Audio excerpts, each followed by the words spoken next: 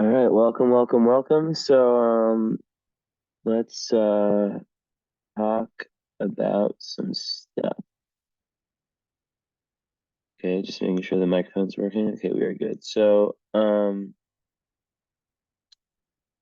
yeah, yeah. So, okay, I will go back and forth between present mode, where I just show the chart. I should do that right now. I like to show my face a little bit too. Why not? Why not? Why not? It's a very interesting chart. Just the shape of it. You see, a lot in the 12th house in Capricorn.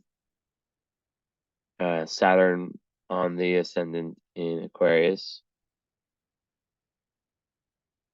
and the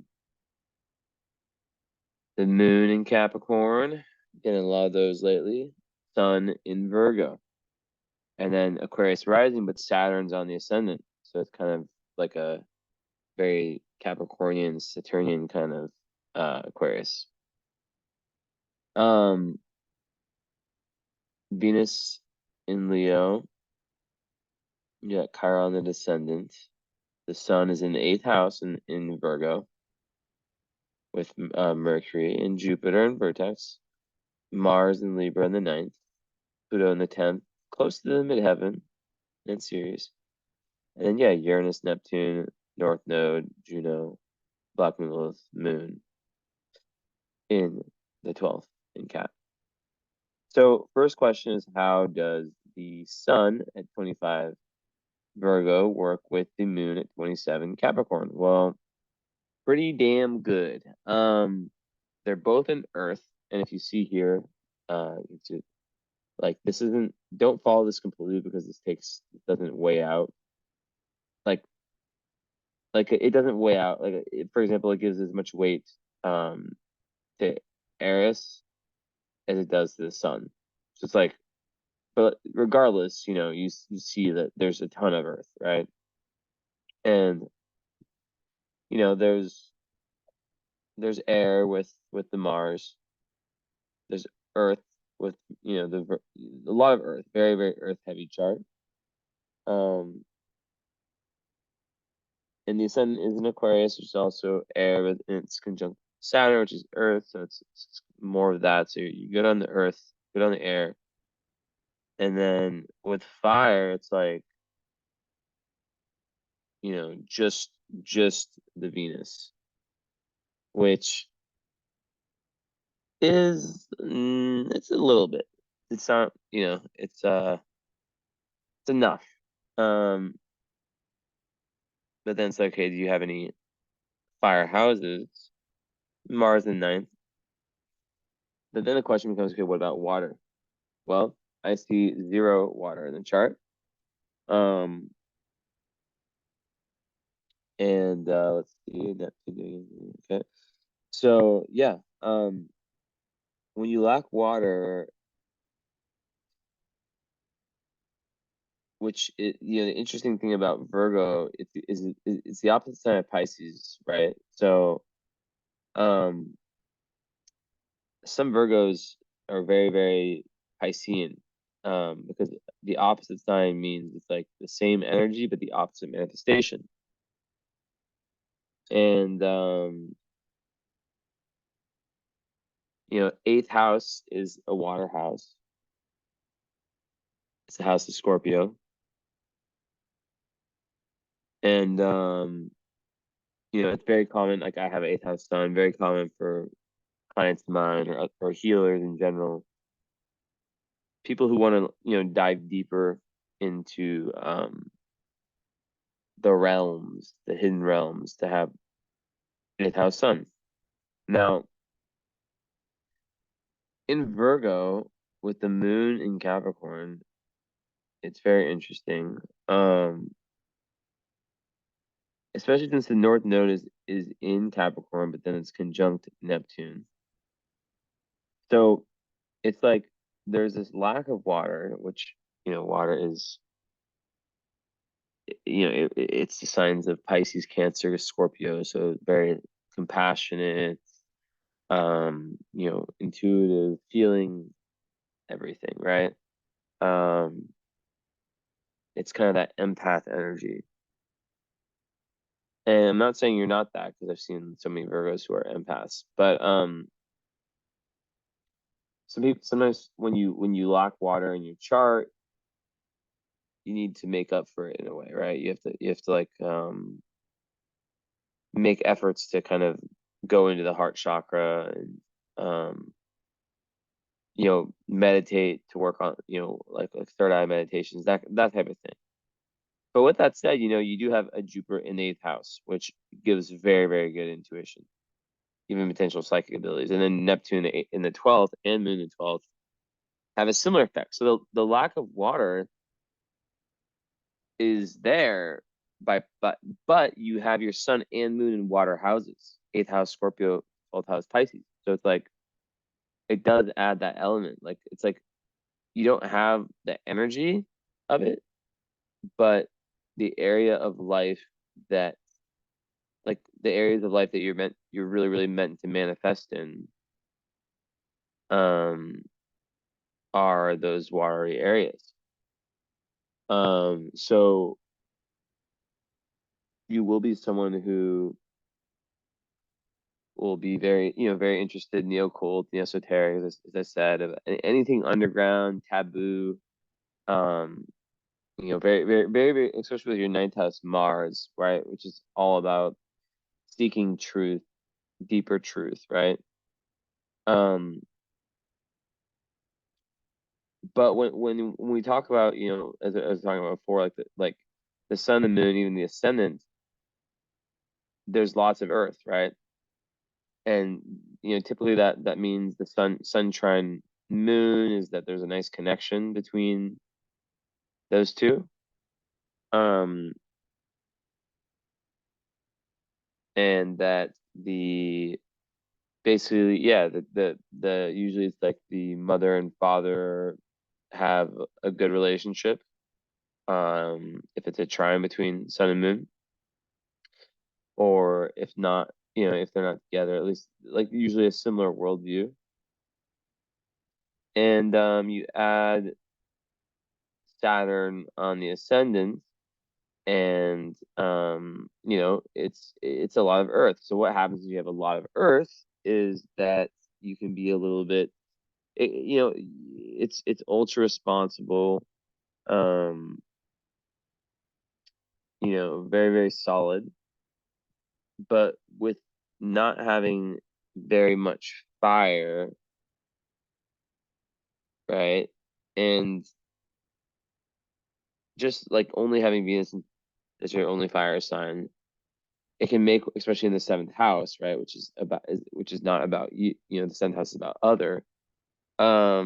It can make it hard to kind of get yourself going, get yourself started with things. Now, there's incredible staying power once you do that, especially with the Libra Mars, which is very indecisive. That's when and it doesn't have to be, but Libra Mars has a tendency to really, really, my camera back on for a second, or second for a little bit. So Libra Mars has a tendency to really, really be like balance, like every decision. They're like, it's very like, should I do this? Should I do that? Should I do this? Should I do that? And sometimes they just capitulate and then they just do nothing. So, it's very important when you have that to have to kind of look at the opposite sign of Libra, right? So for anything in your chart, one of the keys is to understand that by like, if you're having difficulties with the energy of of that, like if you're like, let's say, like if you're having difficulties with your moon in Capricorn, right? You look at, okay, well, what's the opposite sign of Capricorn? Cancer, right? With the sun in Virgo, what's the opposite sign of Virgo? Pisces. So this is really, really important for your chart, because it's going to really help, because it actually links perfectly with the house placement they're in. So you're handed kind of like a tricky karmic battle, right? Because it's almost like your spirit, your soul, whatever you want to call it, wants to be more, wants to really develop spiritually in this lifetime. However, there's difficulties around being able to do that, right? Like it's like, North Node conjunct Neptune in 12th house. It's like it's like your highest, as I always call it, like the metaphoric mountain never climbed, right? In past lives, the North Node, it's like where your soul is really trying to get to for itself to kind of grow in this lifetime, right? Um, Neptune is the planet of Pisces, right? So it's the planet of deep imagination, inspiration, dreams, limitlessness, right? It's very, very boundless. And it's all about connection with the divine. And not on like a logical sense, but on a felt sense. So when you have that, right, you think, okay, well, what's standing in the way? And in this case, well, Mars is, we'll talk about that. It squares the node. Um, there's a tendency for you to,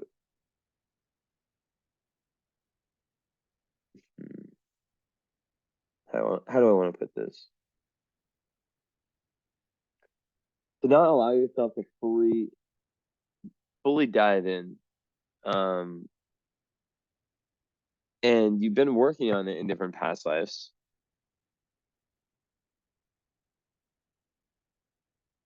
But your own actions and tendencies in the material world have held you back from, and circumstances have held you back from maturing spiritually in the highest possible way. So, for example, South Node in Cancer, right over here, representing the been there, done that, the past life tendency. That's very, very domestic because 6th house is Virgo related, which is a sign that is your sun sign. So, Virgo, when it combines with Cancer, it's very, it is very domestic, very home life oriented. So in this life, with the North Node in Capricorn, which I get a lot of people who have that conjunct Neptune and Uranus, not as much, but yeah. There's definitely a need to just like really, really surrender the ego, to really look at your mind, because you are Virgo and a Capricorn moon, which can be very self-critical and very perfectionist. So what happens when you get stuck in perfectionism, right? In the material world, the 3D of like, oh, I need to do this and that and this and that. It's not really perfectionism, but like, oh, I need to have this standard, and putting, and then also there can be lots of overanalyzing that comes from these positions. And yeah, your Mercury, of course, making you very intelligent in Virgo, it is also very analytical. So there's not any difficult aspects to the sun or the moon, which is a blessing. Besides the moon conjunct Saturn, that's the only one. But like the moon's already in the sign that is ruled by Saturn, right? So basically what that means is that you have your Capricorn moon, right? So what is the moon need? The moon is like your emotional need, what you need to feel happy, to feel secure. And the Capricorn moon needs to feel like it's really giving itself to society, to its highest purpose. It needs to feel useful. Now, Saturn conjunct it, Saturn conjunct the moon in general is bad, or not bad, it's just difficult, but it's like, if it's already in Capricorn, it just furthers that theme of potentially being very hard on yourself and having difficulties opening up. Now you are born in, okay, damn, so your Saturn return happened. So it's no coincidence that you've come to me now. Because before that, I imagine that you've really had lots of breakthroughs in the last year. So like with all that Capricorn, right? And then Saturn on your ascendant.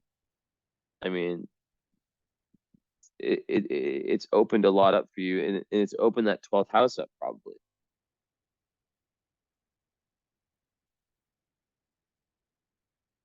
So even though you don't have water, you do have this extreme depth and this really amazing ability to feel into the undercurrents. So it kind of makes up for it in a sense. And I think you got to follow up. So we can definitely talk about that, right? Because it is unique to see this. But as I was saying, the Capricorn moon wants it wants to feel like what it's doing is worthy. It has honor. Sometimes Capricorn moons can care a little bit too much about tradition or just like what people think of them, and can be a little bit conformist. So the fact that Neptune is on your North Node and I'll get to the whole Cancer Capricorn thing in a sec, right? Is the North Node, the metaphoric mountain never climbed past lives, is conjunct Neptune in 12th house, which is Neptune's house. It's literally like saying that your big karma is to really dive into healing and find your self-limiting beliefs, find all your stuck emotional patterns. And it could be really related to like the family. I see Algol conjunct your IC, so maybe there is something there with some issue. I mean, it's not really showing up in other areas, but I guess Chiron conjunct the moon and moon conjunct Saturn, or Chiron opposite the moon. But yeah, maybe there's issues with the family heritage or something like that. But I mean, it's not strong enough to go against that Sun trine moon.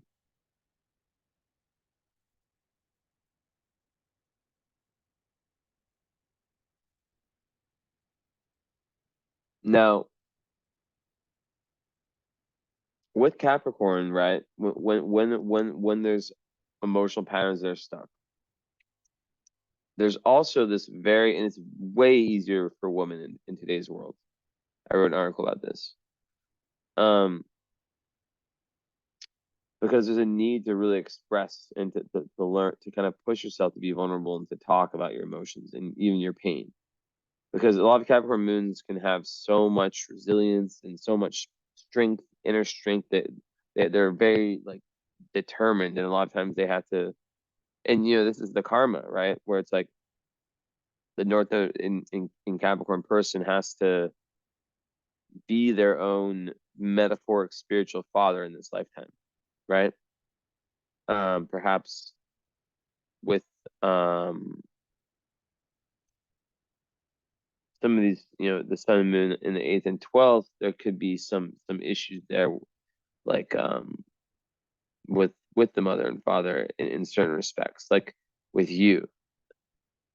This is a tricky one though, because they do try each other. But yeah, I'm gonna leave that for the follow-up because that's really unique. Or we'll see what we find. But so let's start with the moon healing, right? So opposite of Capricorn is Cancer, right? And Cancer is the sign the moon works the best in dignity, right? Which means that it's in detriment in Capricorn. And basically that means that the moon, which is like emotions, it's like water, right? Like Cancer's water. It wants to flow. Emotions are energy. And if you want to really conceptualize Capricorn and Saturn, it's like rock. It's solid. So imagine if you metaphorically think about emotions being stuck, right? There can be like a real, and there's the need to start that process of liquefying the emotions, right? Or else people can get really frustrated and really feel directionless. Um, by the way, just so you know, like I'm like literally like meditating with my eyes closed with a crystal in each hand, just so you know. Um, because I this is a tricky chart. So let me sip on this real quick.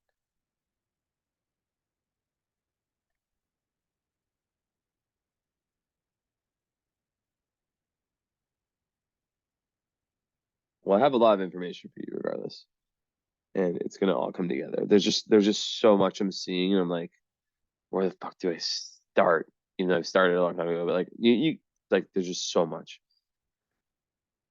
I'm like, oh my God. Like, okay, so first of all, 12th house moon, I could like literally write a fucking book about it, right? And then 8th house sun, I could write another book about it. Um, but basically, like when I just keep seeing this. This is such a generational thing. Like, and it's so common in my life. And I don't know if it's just me that I attract this energy with clients and like, just in general, or if it's something else. Like I'm like I just continue like this Pisces Capricorn. Even my favorite fucking famous person artist, Armin van Buuren, is a Capricorn Pisces that just came to my head. So it's like there's this, and then my brother is a Capricorn moon like you, right?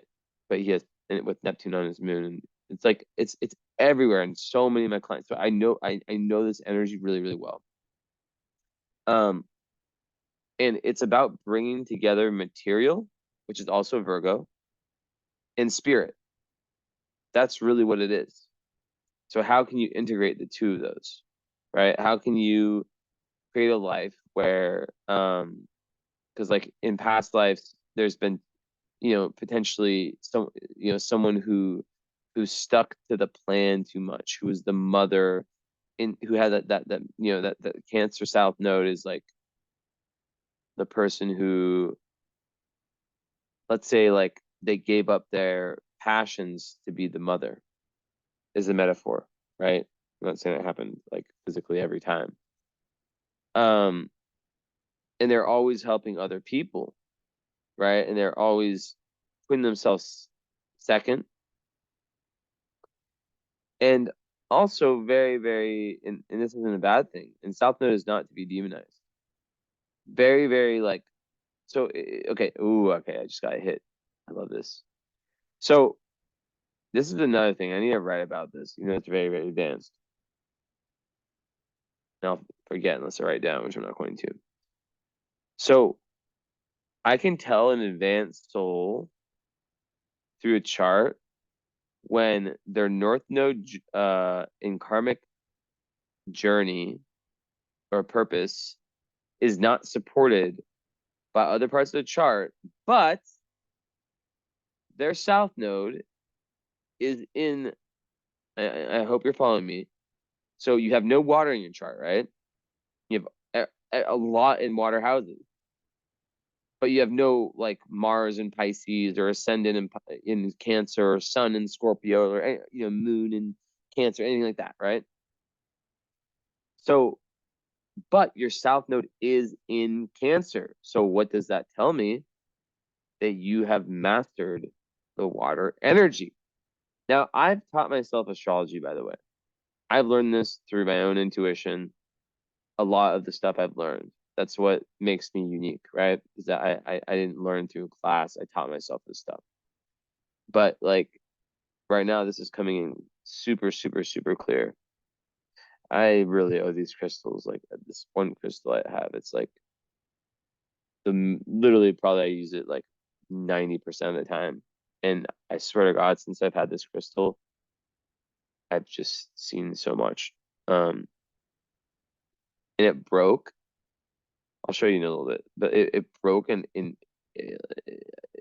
like it fell down and broke on the ground, and it broke in perfect manner to where now like it's like almost like a remote control, like one of those VR things where like I have one in one palm, one, and then like the other part in the like a one rectangle in one palm, and then like a square bottom part that, and it cut perfectly in the other. And I think it was meant to happen. I think it like gives energy to both sides. I mean, but like this is like the most obvious crystal. Like I'm not like saying like I'm a huge crystal person. I love crystals. If there's like a crazy crystal fair here in Romania, I would like go. And there's one in Denver that was so cool. I wish I fucking had like literally $500,000 to spend on crystals. Like I would do it. Like I would spend so much money if I had like that's what I would do with unlimited money. I would just go wild on crystals because I absolutely love them. They're beautiful and they have such power, like powers, you know. Anyways, that's completely unrelated to everything I'm talking about. So you have mastered water in a past life. So the guides are almost like, well, you're gonna figure it out because there's been there, done that with Cancer energy. Now, with the opposite, and this is where the expertise comes in, right? I'm like my tool bag, right? Because I can pull everything out, right? Everything out, and I don't know, like if other astrologers would be able to fully do this. And I know I sound like arrogant or whatever, but like I'm seeing this very, very clearly. Then this is a very tricky chart. This is a sneaky, tricky chart. Now we need to talk about the axes, the opposite signs of sun and moon, and how those lead to the healing. So let's start. So let's start with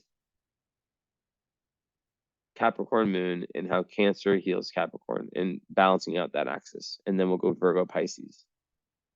So through the Cancer process, we become able to meet our own emotional needs. We are open. We're more vulnerable. We're Cancer moons are the people that cry, right? Something happens, the Capricorn moon person might want to like retain that tough exterior, although females it's not always like that, like more men. But I've still seen females do that. But it's about really being in touch with your emotions and really, really going the extra mile to track them as energy, and a lot of them are very unconscious, and to really take your healing process, I guess you could call it, like very seriously. And figure out like how are you self-critical? What messages do I unconsciously tell myself that are based on fucking bullshit? You know, what makes me get stuck? What cycles am I in? Because it's moon's in the 12th house. That could be something where you get stuck in like karmic self-defeating cycles, right? Now, the best way to get out of it is to once again is to lean into spirituality, to lean into not charity, but just like selfless, just being a good person, basically, selfless person.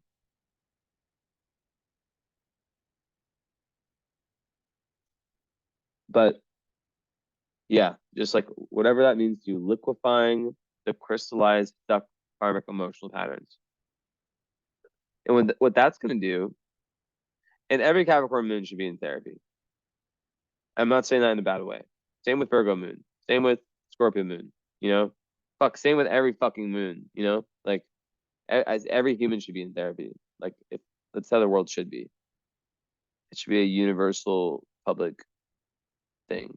If the world wasn't fucked or like you know fucked up on many levels, because obviously they don't want people to heal because if people were healed, it wouldn't work with their system. Obvious stuff. But like even that statement would be like groundbreaking to some very brainwashed people. It's so fucking weird. It's like such an obvious statement. But yeah. So that's that. And a lot of that can be about you rediscovering your past life talents, which could be hobby. So trying out lots of like things like tarot, astrology, whatever it might be that you feel calling to. Like fuck, when I was starting astrology, it was only like it wasn't that long ago. And I was always like kind of interested in it, you know? Um, and then I just went fucking crazy on it because I was in the right environment and I met someone who I actually like, really liked, my friend Danielle, and she really, yeah, like basically like things happened.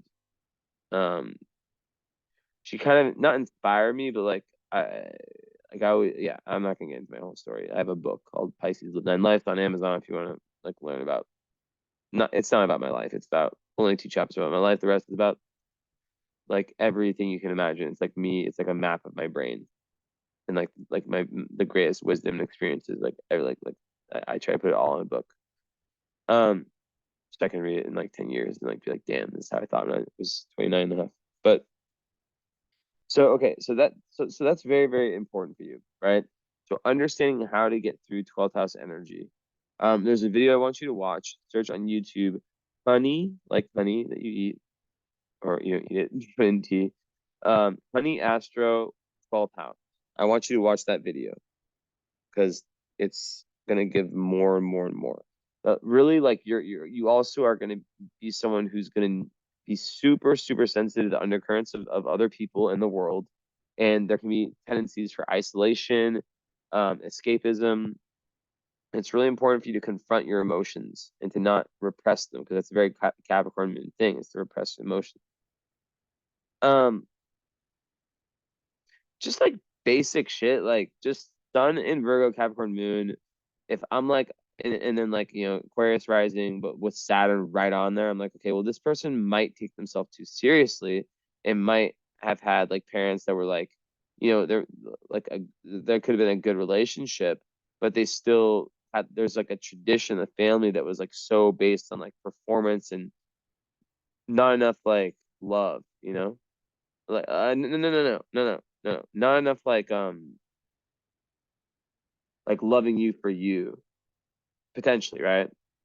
And with a 12th house moon, that's usually related to mother issues. And with Saturn there, that doubles down on that.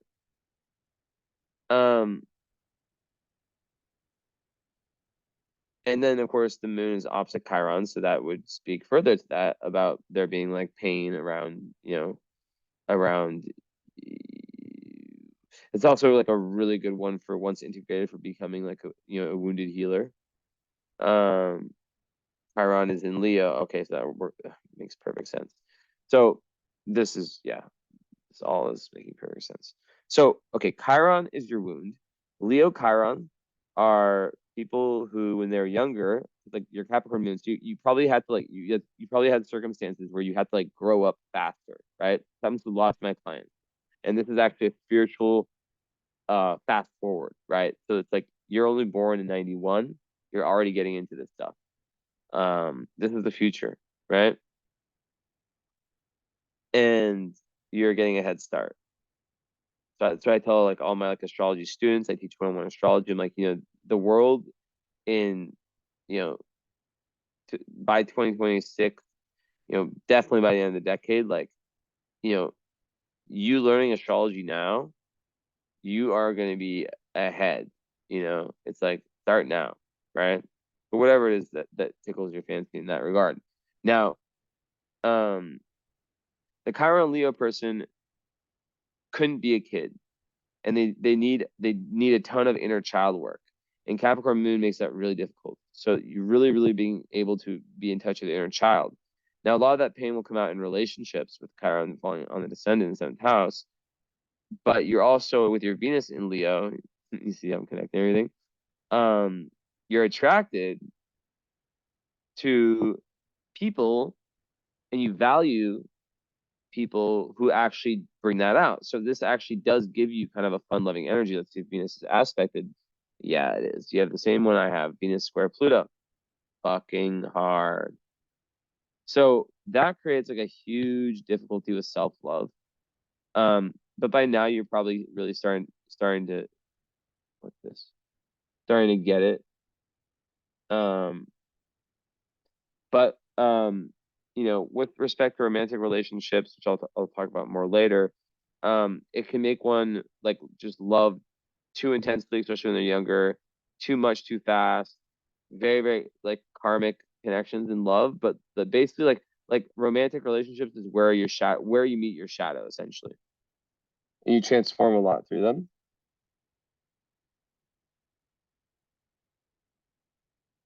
So Venus in Leo square Pluto, Venus in seventh house by itself, it gives you this real ability to see the beauty in your partner, to see the good parts of your partner, right? It's the best place to have Venus. But the square of Pluto needs to be integrated. When it's not, it makes you go for like dangerous, dark people that don't value you, right? And there's this repetitive cycle of self-sabotage in relationships until you truly learn to really love yourself. And I've seen this in myself. I've seen this in countless friends and countless clients. It can be self-hate can come from that. And I always used to curse this fucking aspect, because I just like kept going through the same shit. So it's so important for you to find your purpose. That the thing like that's what matters most in life. Like I mean, obviously relationships and all that, but like I'm saying, what matters most individually, is finding your purpose and finding what makes you passionate. Because without it, it's very difficult to really find that self-esteem. So yeah, there can be at the lower end of that one, like obsession, manipulation, power games, power struggles, all that Scorpio shit in relationships, where there's like such a fear of abandonment, of losing the person, that you hold on. You could try to control them, because you're afraid of them leaving. So this is another big thing about surrender. Now, speaking about surrender, we spoke about lots of aspects, right? About like how your Capricorn moon needs to surrender into self-compassion, which is about treating yourself like you treat your best friend. Now, that could, and like I said, like investigating, like trying different talents related to the esoteric and the occult, and even psychology, anything like that gets you deeper into human psychology is super alluring to you, and you have very high potential in that, right? Eighth house sun is major. As I said, I have it as well. As I said, I didn't say it, like lots of my clients have it. And it adds a Scorpio vibe to you. I don't care what sun sign it is. Virgo, okay? Virgo is a magical sign. It's the enigma sign for me. Of course, everyone says Aquarius is. I say it's fucking Virgo, also Aquarius. But Virgo people have this wrong idea of OCD, like, like Virgo, whatever, blah, blah. You've heard it all. But really, like, Virgo at its highest is purity, but non-perfectionist purity. Like being okay with like each day, like rating your day 0 to 100, and really like learning to like still love yourself and still be content on the days where you're 40. Of course, still try your best. You're Cat Moon, you're Virgo Sun, you got that in you. But like just have self-compassion and learn that like a lot of people who have charts like this, who have like this earth energy. Like I was just talking to one the other day. She was like, I meditated really well for 10 days. I kept my streak going, and then the 11th day I just didn't do it. And before I interrupted her, I was like, let me guess. After that, because you had one day where you fucked up, you quit. And she was like, yeah. I was like, well, that is the test for Earth, is that when they inevitably fail from their like crazy idealistic, like out of this world expectations, is can they keep going, right? Can they? So that's a good challenge for yourself, is to whatever it is in a situation like that, see how you bounce back. Nothing is perfect, nothing is linear. And Earth people, they have this idea that things have to be this like straight, like linear, like thing. It's all about bumps, ups and downs, right? In every area of life. Every relationship is gonna have ups and downs, you know? So the answer isn't to just break up with your partner when you're having a bad argument or something, you know? You realize that every day has its own energy, and that you know, and that you don't have to just go for that 0 or 100 for like black or white, and then also that time heals everything, so giving yourself time if you need it for certain situations. It's the same thing for career and work, um don't get so frustrated, just so this goes back to everything I'm talking to you about, is about trusting the divine, whatever you call it, God, source, it's that you need to trust that, if as long as you're being a good person, as long as you're putting your best foot forward, and that you're gonna it's gonna whatever you deserve is gonna be gonna be given back to you by the universe, and you have powers of manifestation. You just have to get into that, right? Like, I've had a really, really weird month with my business, when I had 6 months of just unbelievable, like out of this world, like, wow, like this is actually happening for me. And this month, I mean, I can't complain. I'm still grateful. It hasn't been like horrible, but like, it's, I mean, we still have time, but it's been a big drop off, right? But I'm manifesting, I'm praying, that changes, and that God sees what I'm doing, and understands that it's important for me to have consistent success, to feel like what I'm doing is like, yeah, whatever. But like that's an example, right? Like that, like for me, right? Because I have similar tendencies, even though I don't have Earth, um, kind of, but I've worked past them. It's like that is the test, right? It's like I had 6 months of each month more readings, more money made, right? And I'm not a capitalistic astrologer, as you obviously know. Um, and then this month it's gone down, right? It's like, well, so far, but like we'll see. I think like I can still finish and be kind of like, um, in the range of where I was before. But you never know. Weird, crazy shit can happen. Um, but I think that the test, and I thought this was gonna happen last month, and then last month ended up being my record. My record. I just had like a crazy last 4 days. It was like insane, and just like was like, wow, God is just so interesting. Like, but with this month, I don't know what will happen. There's only a few days left, and the test is like, okay, so the month you did everything the same, right? And think about how this is integrated in your life, right? But like in all likelihood, unless a miracle happens, I'm not gonna continue this streak. The streak will be broken in 6 months, right? Which I'm happy about. So it's about, am I gonna play victim, or am I gonna like fall into a mode of like, oh, fuck, whatever, when it comes to December? Or am I gonna, just keep trying my best and just see what happens? I can't control people by readings, right? So that goes in every area of life for the very earthy person, is to not take step back like that, to really look for and this goes to your north node, to really look for the spiritual meaning in everything, and to not be so concerned with the physical, but more with the metaphysical, right? So like in this example I'm giving you from my life, which I don't like to talk that much about my life, but when there's good examples that can be applied, I like to. It's like, okay, well, maybe like I'm thinking like the thought is just away from like, oh, I made less, to like, okay, well, maybe there's like, what's the divine message, right?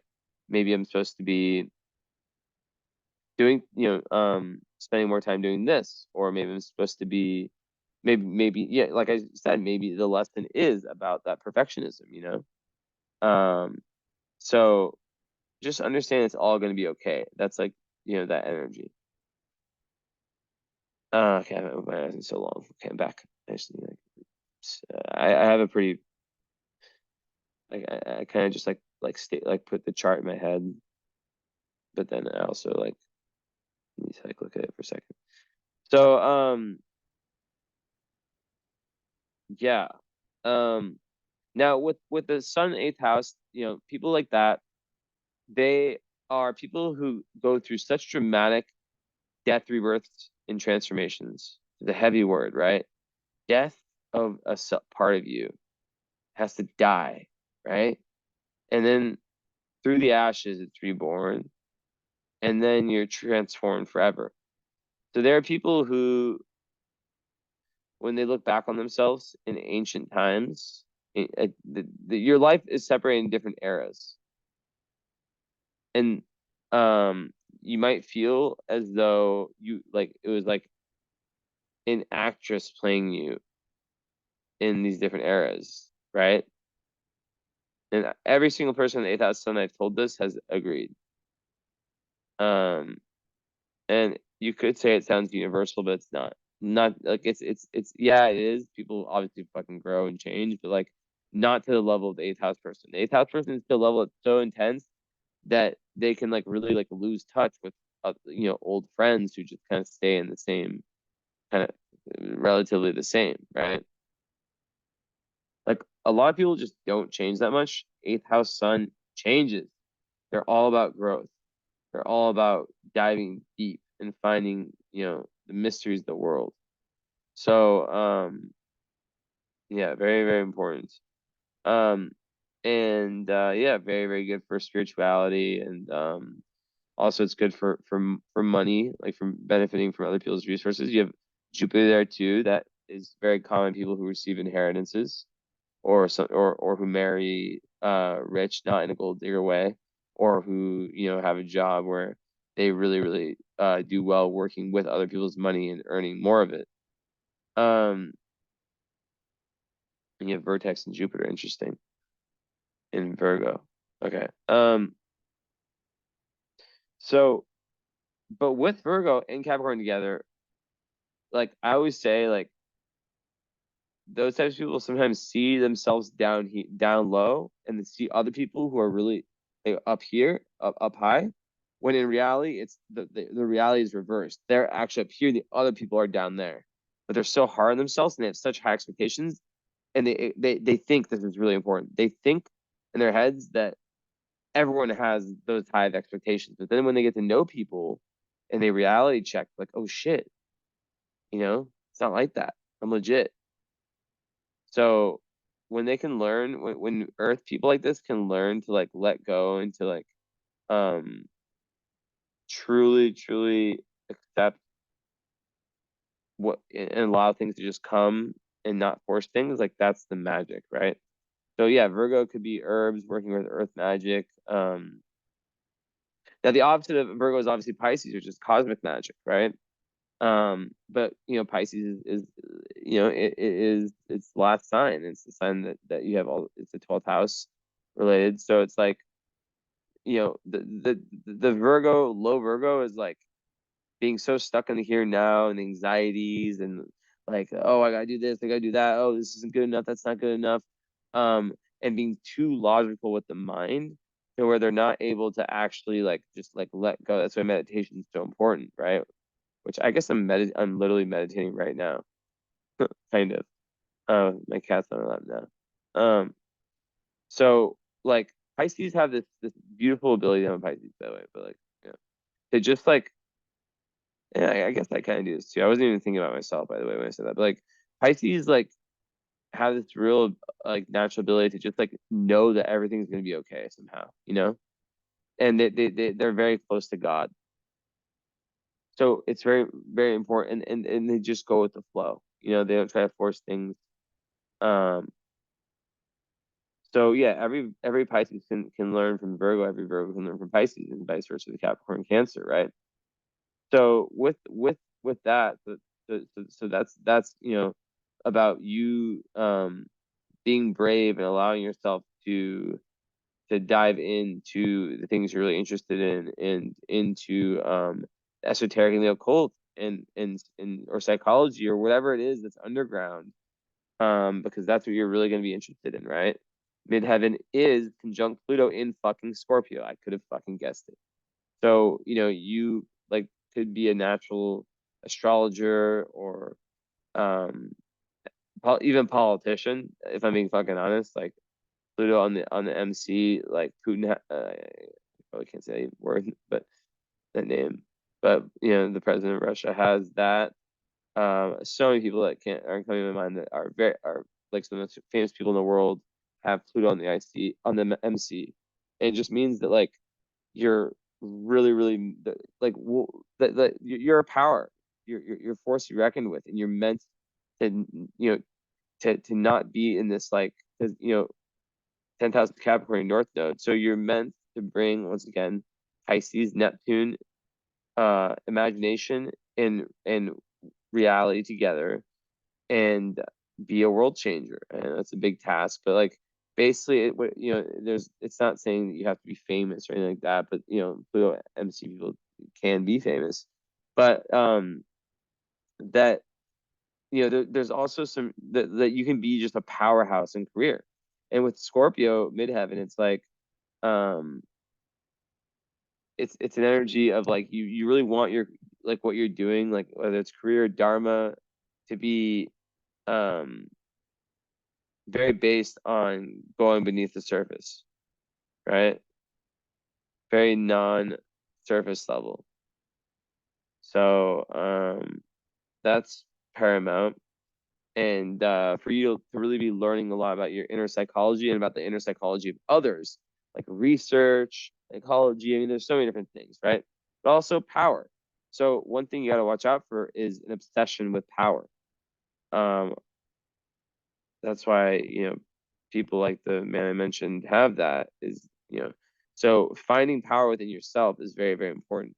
And I told you Venus squares your Pluto, so it's like, um, if there's pain in relationships that comes, it can make you like want to exert power in career and step over people and stuff like that. It's really important to learn cooperation, because there can be darkness in that area, but the darkness, like the shadow work, like leads to the greatest growth, right?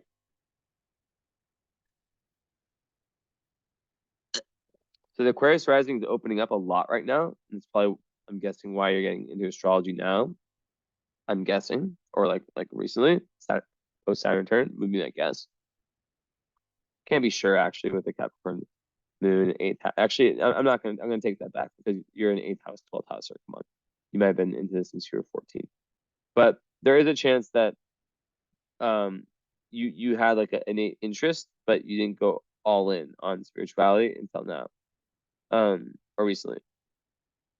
Now you're actually really starting to experience the Aquarius rising, which makes Uranus in the 12th house your ruling planet, which makes you want to like be very authentic and express yourself in a way that is just different than the masses. Very, very unconditioned energy. And yeah, so it's super important there. Hold on one second. One second. I need to check something really quick.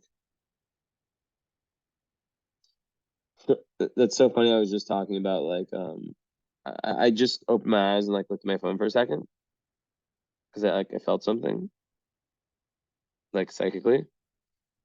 Um and I just so this is an example of manifestation. I literally, what did I just tell you like a second ago about like I guess I didn't say the full story. Basically, like my website has not been working at all. Um at all this month. Like I think I've had one reading from my website. All the other ones have been like through Instagram, right? Which is very abnormal. I'm used to like waking up to, new orders, right? Or like having them come at random times. And I literally just told you that stuff, and I just got like I guess a second website order of the month, which is very like weird, you know. So hopefully that continues. But yeah, like that's the thing, is like you have that manifestation power also, right? And you know, the earth, like finding the passion is the most important thing and the hardest thing. But then when you have it, you can really keep it. And I really think that your career, what you do for a living, it does involve helping people. I'm just going to be honest with you. And that can be in so many different ways, right? But I think it wouldn't be good if you took a career route where you were just trying to exert power and dominance on other people, because Pluto MCs can do that, and they can do it successfully. You can still be like this is what I'm trying to get to, is that you can be a really, really good leader, right? You can be a really, really good leader. But just understand that's there, and to use in the find what and that all comes with the shadow work, right? So it's all related. Okay, so aside from that, not that many aspects, honestly. Um, the sun is only trine Saturn. Um, so I mean, if the sun's your father in your chart, which the moon's usually the mother, but it's the least dominant parent. So there's gonna be one parent that you probably have a little bit more rougher karma with, and another one that's more easy. If the sun is your dad, then the trine of Saturn, sun trine Saturn, helps. It helps. It's like good karma, and it helps you be even more organized, but in a good way. For like really, really good Virgo at like organizing like the daily routine, but it's just about finding that higher meaning, which goes back to your Mars in ninth house. So there's this big drive for you to find that. And that goes through traveling physically and metaphorically, through like different philosophies and things like astrology, whatnot, but also in different cultures. But the Mars and Libra, you have to overcome that by going into Aries, the opposite sign, which is about firepower, assertiveness, just fucking making the decision, right? Going and believing in your intuition, which is like what all this water stuff is saying. And that's what your North Node conjunct Neptune is telling you. You have to believe in your intuition. You have to learn to really trust that gut instinct. Now, Mars is an interesting one because it squares your nodes, and it also squares Neptune and Uranus. So, it squares all this and Black Moon Lilith. So that's dark as fuck. And that can speak to someone who, let me think for a sec.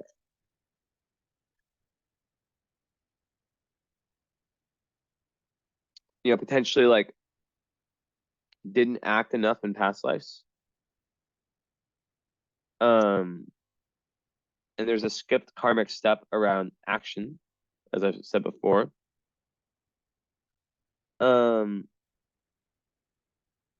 But it can also be the opposite, where the person acted too much in a way that wasn't correct. And now, they act in a way that was more, that was pushing them away from their higher spiritual ideals. When you have a planet conjunct the North Node, like Neptune, means you've been working on that for, recent lifetimes.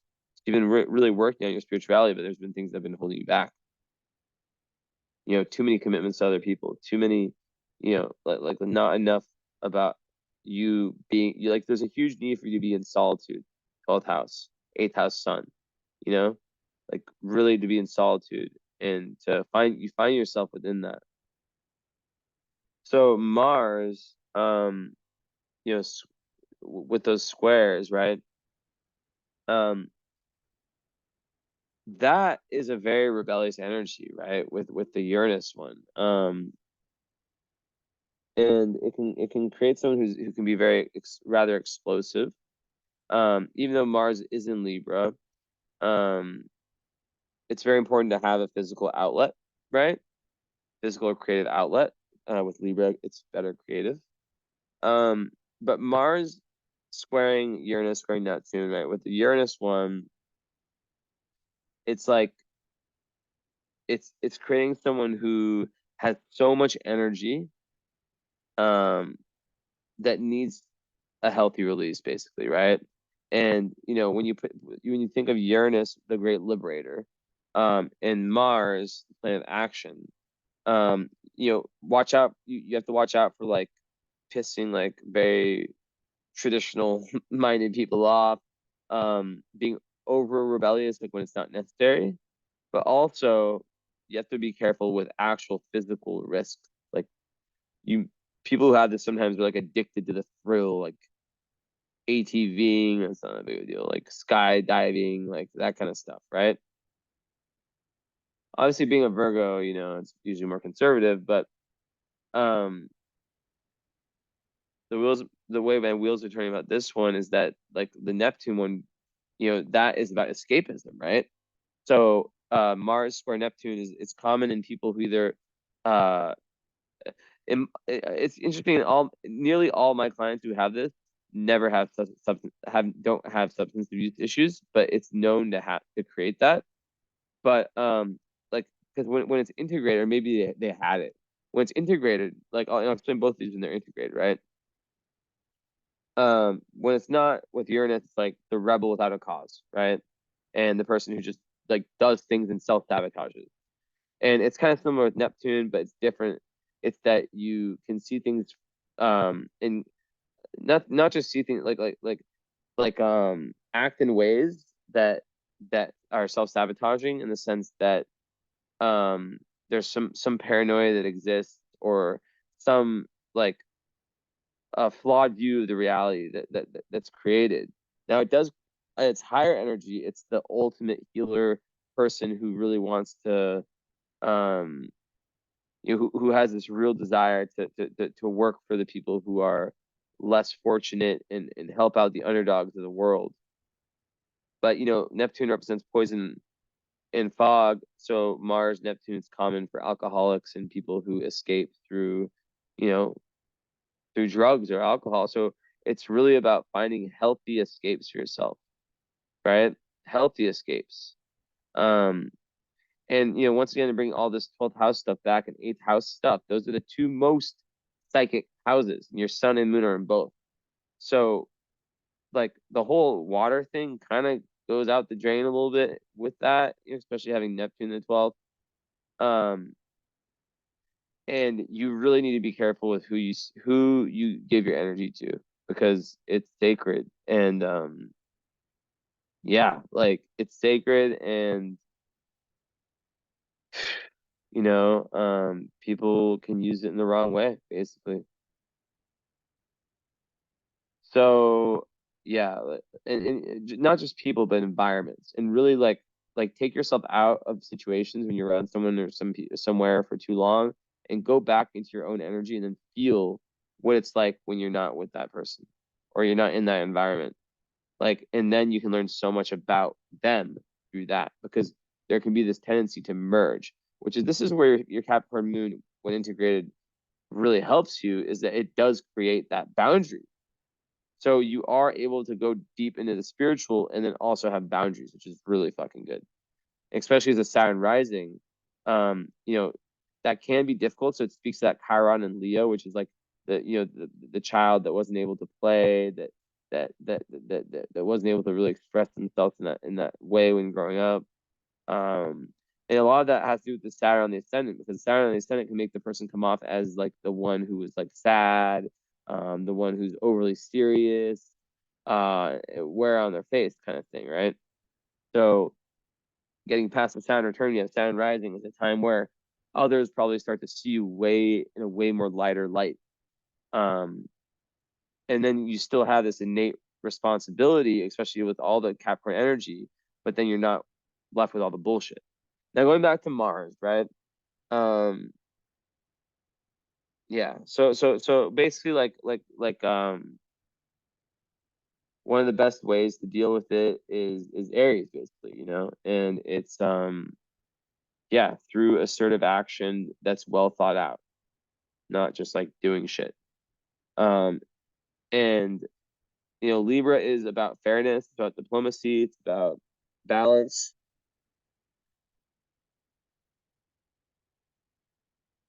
So finding that, and then, but not doing the people pleasing thing that so many Libra Marses can do sometimes, right?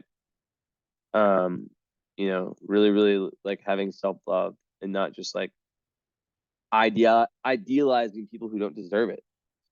But yeah, you are definitely like a penetrator, someone who wants to go deeper, deeper, deeper into life. So yeah.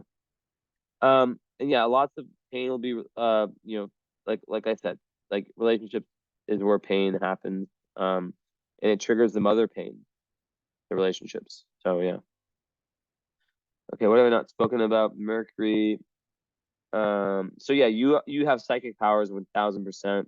Your Mercury in Virgo is trying, but like the thing is, you have to get rid of the mumble jumble, like Earth, like all those things I talked about earlier. Like it's like I had this metaphor come to me yesterday about a train track, right? Like your mind is connected by trine to Neptune and Uranus. So if you can just silence your mind, meditate, you will literally have downloads coming to you. And your mind is very, very, very unique in that sense. You have great imagination, and a great potential genius ability with when you connect Uranus and Mercury, right? To think outside the box. So it's awesome.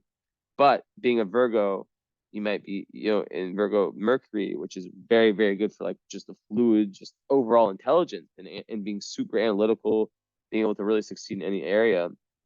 It's just important not to like hold yourself to standards like that are just crazy. So that's really, really important. And yeah, Virgo Mercury is in dignity, so it works really well. The brain works really well. Um, you can keep up. Like I'm not speaking that fast, but I do speak fast in general when I do readings. You can keep up with it. You'll probably watch this like multiple times and take notes and have an amazing follow-up session with me. Which, by the way, hopefully, that turns into so okay. I have this reading. What nearly basically everyone, like I can only think of one person that hasn't done it in the last 2 months, is you do this reading, right? And then the next one is either is you have a follow-up, I think. I haven't checked. But if you do, that's a 1 hour session where we go over everything we talked about here. Now, what nearly everyone's doing, I'm giving a reduced price for this, is adding the current astrology to that.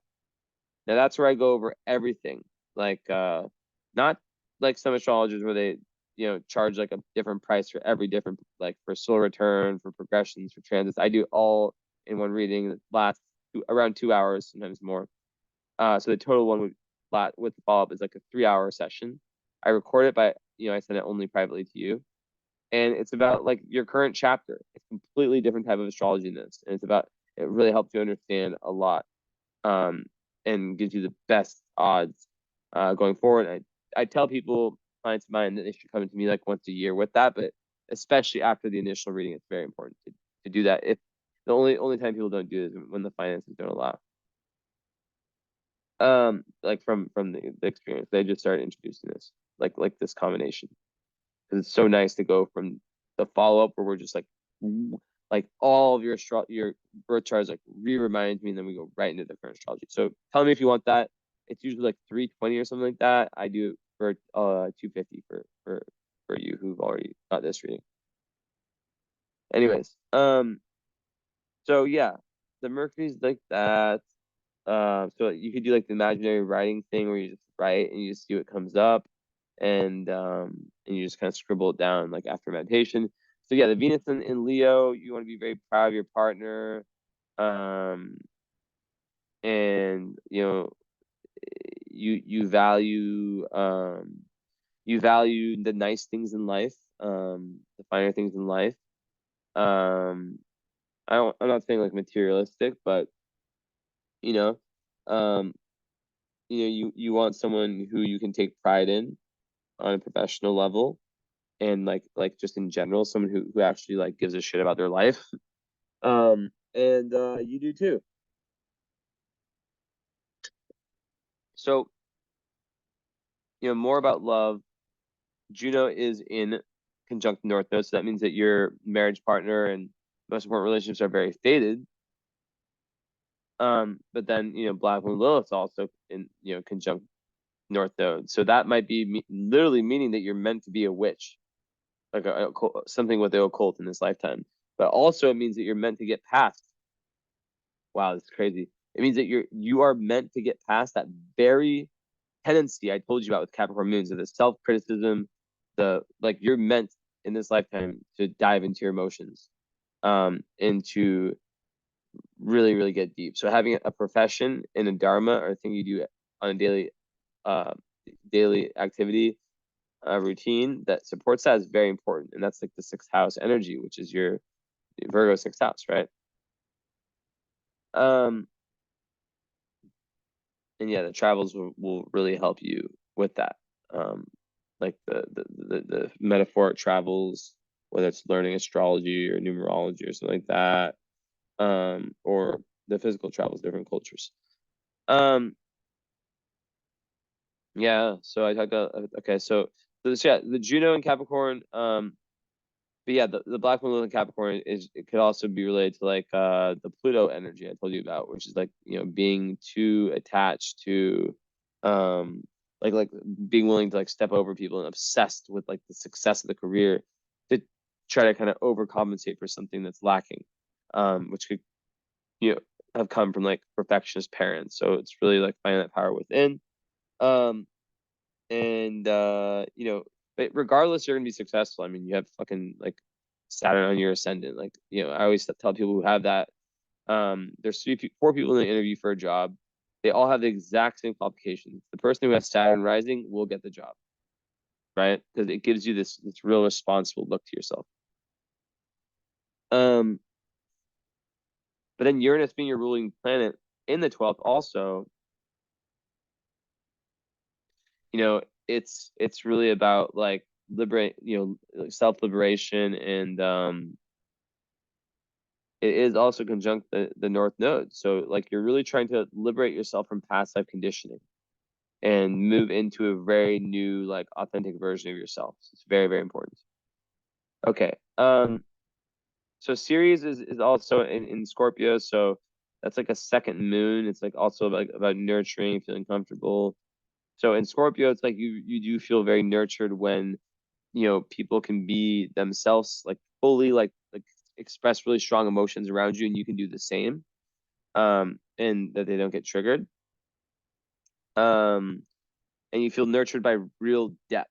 You don't like that small talk shit, you really going deep with everything, and you feel nurtured through your work, right? And you're in work that does the things I talked about with your midheaven Scorpio, that gives back to that really makes you feel like you're giving back to humanity, this, that, and forth.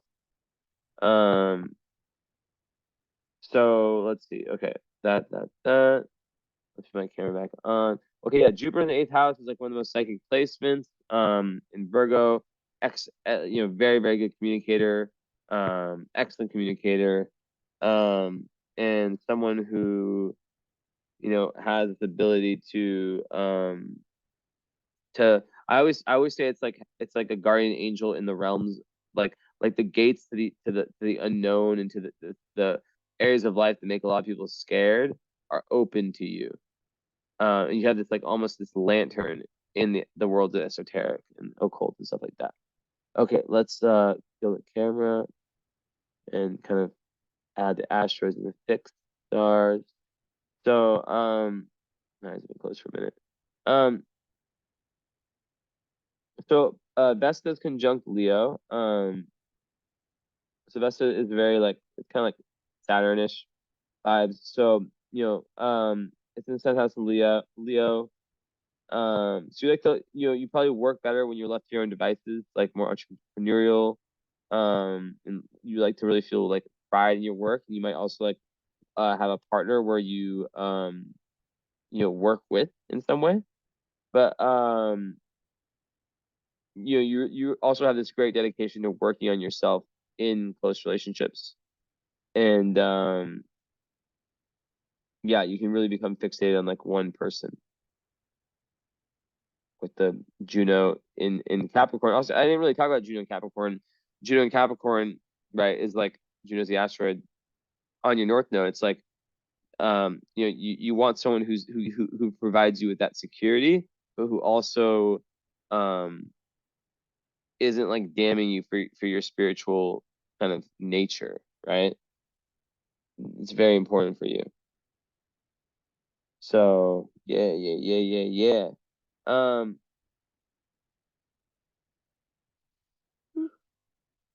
okay, so and also yeah, Venus and Leo, I didn't really talk about how like there's like this love for fun and creativity in relationships, like how your relationships are really supposed to open up your inner child and get you to like laugh and be, like you have to be able to be yourself. Like there has to be a level of security and real trust, and like the person's like your rock, right? And like you really can rely on them. But then also like there has to be a level of fun and playfulness, because without, if it's too serious, because your chart does have a tendency to be like, if you're with someone who's all like earth, like you need to have someone who sparks that fun in you, you know? And I do compatibility readings also if you are like in a partnership and you want to learn more about it, by the way. Um, okay. So where is Palace? Is ninth house. The Palace is kind of like the third eye energy. So it's in Libra the ninth. Um, yeah, so that ninth house Palace is a great placement for being able to see the big picture. Um, and like just really wanting to like teach your advanced knowledge and all the philosophies you gained. And in Libra, it gives you this ability to really see both sides of the story and help bring people together.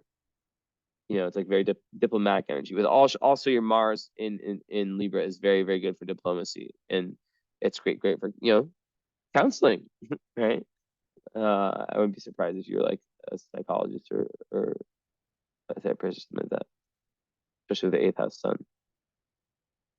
Yeah, the vertex conjunct Jupiter, vertex in Virgo. So your doorway to higher awareness is through like these like often intense experiences that might take you to your limits. And also, through service, right? It's like via service, right? Um, so all like the occult esoteric stuff, like it's very important to you. And because Jupiter is conjunct it, it's very good for having luck in meeting the right people who will help you in that journey. Um, and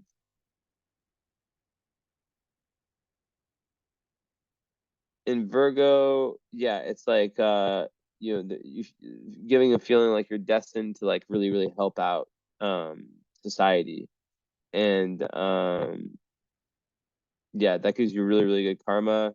And also, yeah, Virgo is like the earth magic, right? So it's like rituals, and I already talked about that. Like really, you could be like a witch, like where you're like with potions and stuff. Um, okay, yeah, so think about all these. Let's pull the asteroids and fixed stars. I really need to take a pee. I'm gonna do that actually right now. I'm gonna pause. Okay, I'm back. So, all right, let's see what's going on. What's going on in this town? Also, no, never mind. Oh, no, yeah, never mind. Mercury, yeah, Mercury is in a nice aspect, as is Pluto to your nose. So that means that you have this like oh, here's Felix. Here's Felix. Hey, Felix. Give me a kiss. You never do. Wait, that's kind of a kiss by staring at me. Um, Me and him are getting closer each day. Come on, Penny. Come on. It's very hard to kind of get Scorpio, It takes a lot of time. But look what he's doing. He used to never do this. Felix. He wants me to pet him. And Virgos love animals. So healing for Virgos to have animals. Oh my God. Cats especially. You know, lots of Virgos like kind of get dogs. I feel like cats are like where it's at for Virgos because I don't know. I just feel like it helps them with like a lot of the perfections. Oh, you see, he climbed on me. He climbed on me. And he runs away. So yeah, let's pull this up.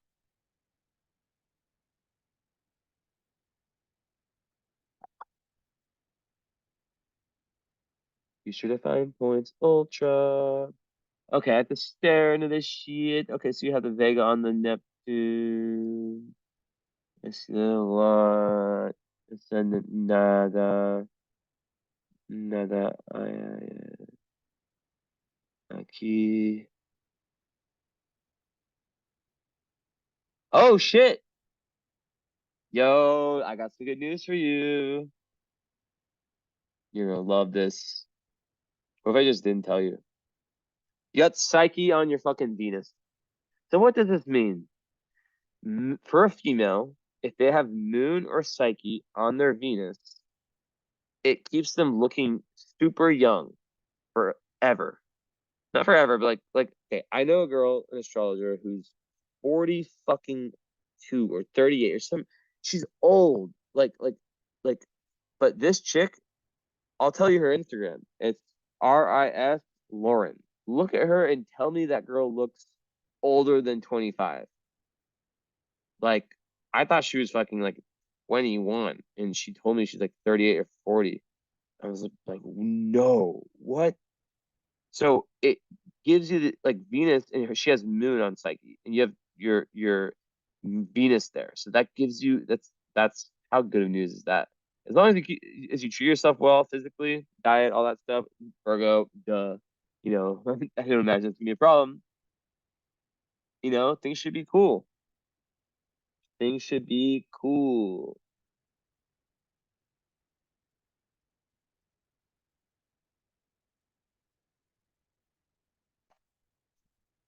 Oh my God.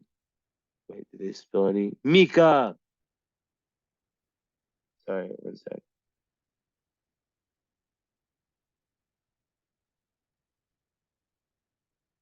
That's so weird. And I put on Instagram, and she was the last person to post it. That means I'm supposed to watch this. So,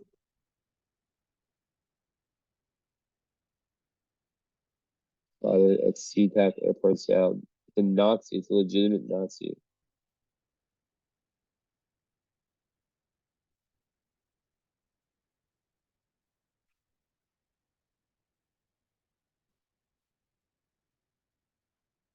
Man, people are really crazy.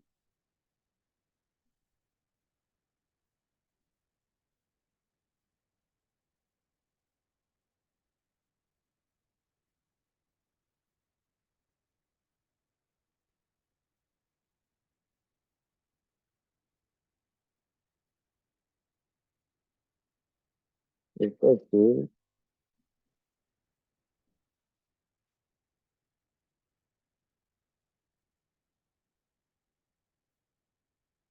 Okay, I don't know. That was really weird. And my cat just pushed the food over, which is an attempt to steal. They're super, I think they're so smart. They are, but not smart enough. But yeah, so Psyche on Venus, it gives that kind of forever young look. That's kind of just what it is. So congrats on that. Um, yeah, very good for yeah, very very good. And even her, like she when she told me that told me like that she like doesn't even have like necessarily like a very good diet. Like she just like kind of. I mean, I don't know. I think she's like lying about that, but like she's like she's not like you know obsessing about all that stuff. So yeah. Okay. Moving forward. Okay. Nothing here, nothing here, nothing there, nothing here, nothing there, nothing there.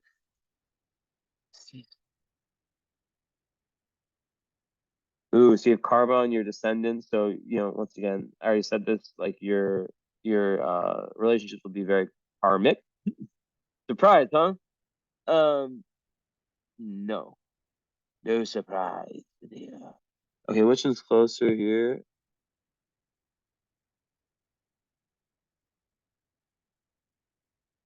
This one's within 2. This one's within. Yeah, I literally can't read this. 11, 11, 11. Oh shit, your Mercury's at 11, 11. That's so beautiful. So yeah, this is the special. Wait, no, I'm tripping. Wait, no, your Mercury's at 1301. Sorry, I gave you like that glimpse of hope. But you have, no, what the fuck is this when I can't even click on it? Zosma, 1111. So Zosma is another indicator of like an astrologer, someone who like wants to do like a spiritual work and wants to dive beneath, like a truth seeker who wants to like really like learn the secrets of the occult esoteric. And conjunct Mercury makes your mind really, really in that direction. And then you also have, what the fuck is this? Fortuna on your Mercury, which just adds fortune to your mind. And it's very, very good for them. Like it's a good indicator for the mind, and just intelligence in general. Now, okay, I need to go. No, I was gonna check Instagram for something, but that shit popped up, and I want to like look at that later. Like a Nazi at the Seattle airport, like doing like a straight up fucking Hitler shit. I'm like, what the fuck?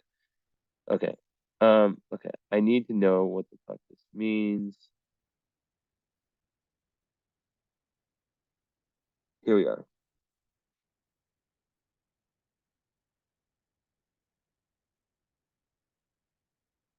So you have White Moon Selena, which is like all about like where you have protection and where you're able to see your path. It's like the opposite of Black Moon Lilith, right? The sister, the good sister. Um, so it gives you this real intuition. It's on your sun in Virgo. Um, so you have a very strong one. Really strong intuition. You sense the right answers, the right path, the right direction in life. You know how to follow it. It's all about learning to trust. But it may take some time before you learn to trust your instincts, which I touched on. But once you do, it'll be a killer ass in your life. Very good for guiding, protecting others. Great leader. Very like kind person. Good karma. And lots of spiritual protection. And you can be a really great like teacher or cheerleader, like a coach, like type person, like help push people towards the right path. Um, it also can make you like see angels and very connected with the spirit world, which I've already seen with like really like sense or talk to your guardian angels. Um,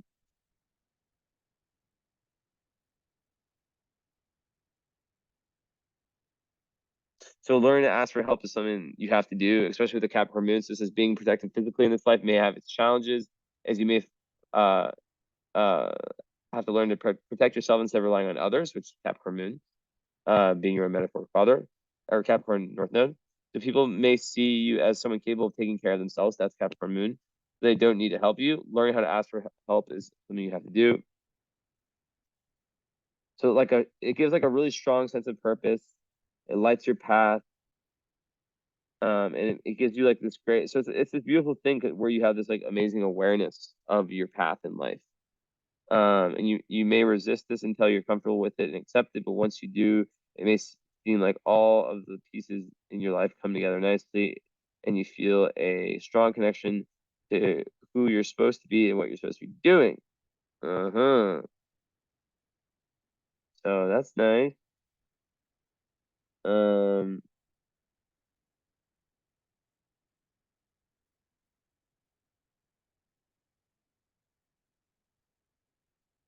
so let's see.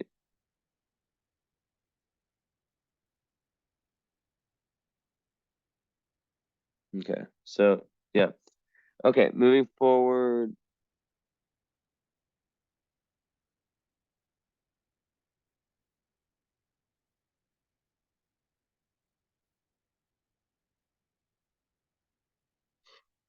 Zubin Shalami on your Pluto, you could be like an alchemist. Once again, like someone who works with herbs, very strong. And then your sun moon midpoint is right on your midheaven. Damn. So like basically like how everything comes together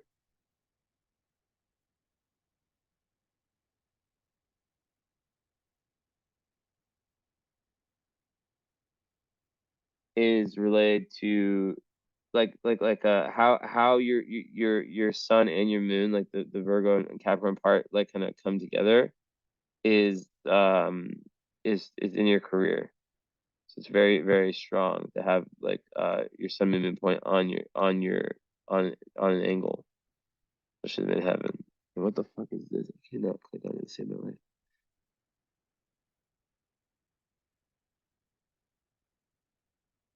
Conj.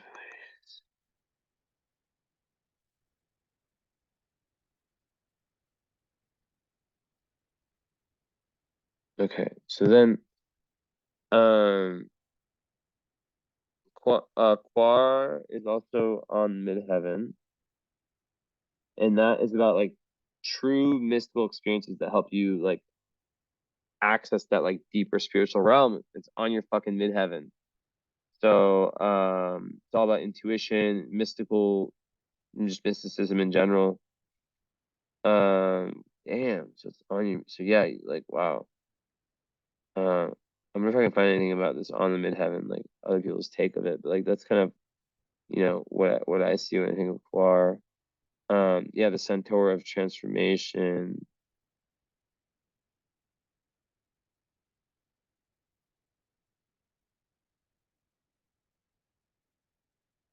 Yeah, signifies creation, procreation, demanding, trying experiences, scientific activities, being able to view the less attractive aspects of life. So yeah, that's like very in line with the like questioning, like really digging deep into things, creating abstract mental models, discovery.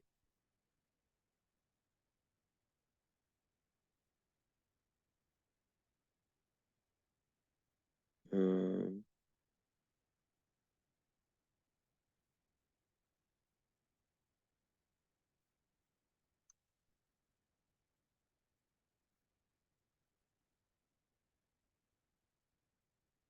what is this one?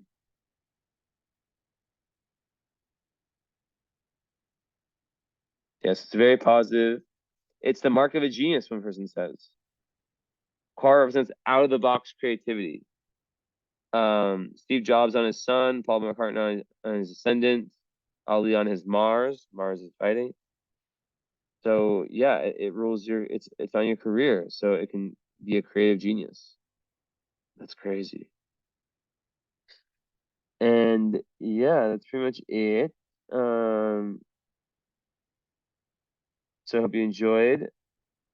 And or wait, yeah, that's it. So yeah, thank you. And I'm pretty sure you had the follow-up. I should probably check, make sure. Hold on one second.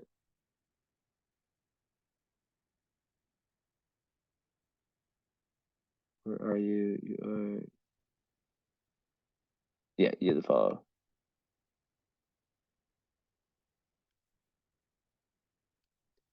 Okay, cool. So, yeah, take your time to watch it through. Definitely, like, I mean, I'm just being honest.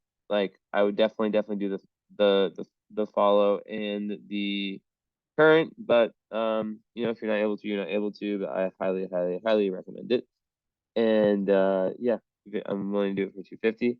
So let me know about that. And besides that, thank you so much, and we shall be in touch.